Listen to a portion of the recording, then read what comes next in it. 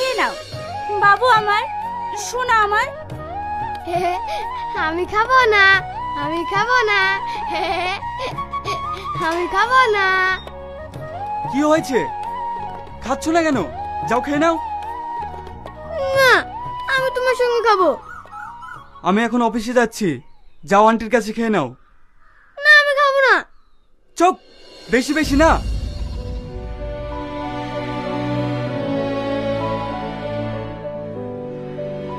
বোকা খেলে তো, নাও খেয়ে নাও। না, আমি খাবো না। রাজু, রাজু।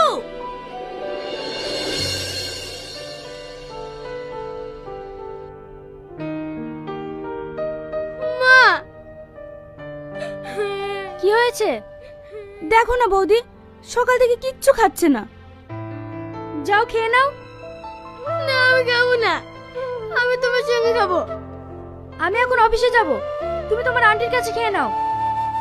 না, আমি আন্টির সাথে খাবো না। আমি তোমার সাথে খাবো। সবার মা ভালো, সবাইকে খাইয়ে দেয়, শুধু তুমি আমাকে খাইয়ে দাও না। কি? যাও তোমার আন্টির কাছে খেয়ে নাও। আর তুইও হয়েছিস তেমন, একটা বাচ্চাকে সামলাতে পারিস না। দেখেন বৌদি, আমি যতই সামলাই না কেন, আমি একজন কাজের মেয়ে, মা তো আর না। তাই ছেলে তার মায়ের কাছে যাবেই। তাহলে তোকে রেখে লাভ কি?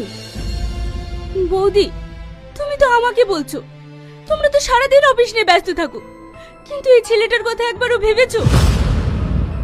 ওর কি দোষ বলো? ও যে বাবা মায়ের ভালোবাসে কি সেটা আজ পর্যন্ত বোঝেনি। তোমরা তোকে সময় দাও না। টাকা পয়সা দিয়ে তোকে পুষে কি লাভ? তাহলে তোর জায়গায় অন্য কাউকে নিয়ে আসি। কি হয়েছে প্রিয়া? ও কাঁদছে কেন? কাঁদছে কেন? কোথায় থাকেন? বাড়িতে দুটো লোক থেকে একটা বাচ্চাকে সামলাতে পারেন না? চল দাদু ভাই।